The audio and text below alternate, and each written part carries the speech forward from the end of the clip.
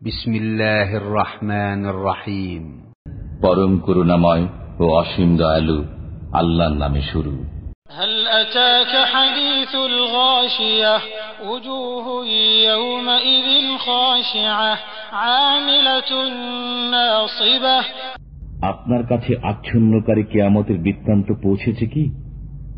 অনেকের মুখমণ্ডল সেদিন হবে লাঞ্ছিত, ক্লিষ্ট, ক্লান্ত। تصلى نارا حامية تسقى من عين آنية ليس لهم طعام إلا من ضريع لا يسمن ولا يغني من جوع।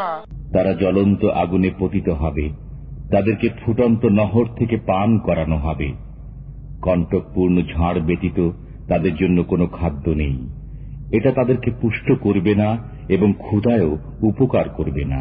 وجوه يومئذ ناعمة لسعيها راضية في جنة عالية। অনেক মুখমণ্ডল সেদিন হবে সজীব, তাদের কর্মের কারণে সন্তুষ্ট। তারা থাকবে সুউচ্চ জান্নাতে। لا تسمع فيها لاغية فيها عين جارية فيها سرر مرفوعة وأكواب موضوعة ونمارق مصفوفة وزرابي مبثوثة। সেখানে শুনবে না কোনো অসার কথাবার্তা।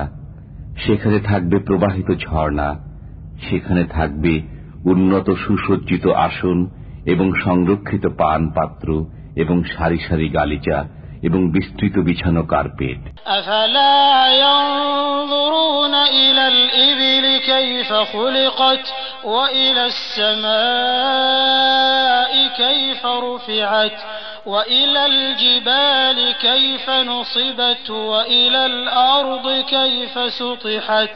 তারা কি উষ্ট্রের প্রতি লক্ষ্য করে না যে কিভাবে সৃষ্টি করা হয়েছে তা, এবং আকাশের প্রতি লক্ষ্য করে না যে তা কিভাবে উচ্চ করা হয়েছে, এবং পাহাড়ের দিকে যে তা কিভাবে স্থাপন করা হয়েছে, এবং পৃথিবীর দিকে যে তা কিভাবে সমতল বিছানো হয়েছে।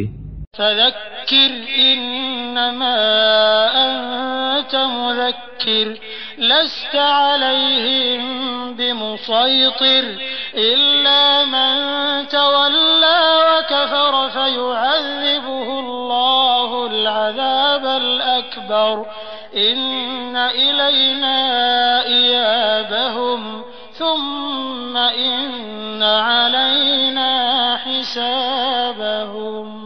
অতএব আপনি উপদেশ দিন, আপনি তো কেবল একজন উপদেশদাতা, আপনি তাদের শাসক নন। কিন্তু যে মুখ ফিরিয়ে নেয় ও কাফির হয়ে যায়, আল্লাহ তাকে মহা আযাব দেবেন।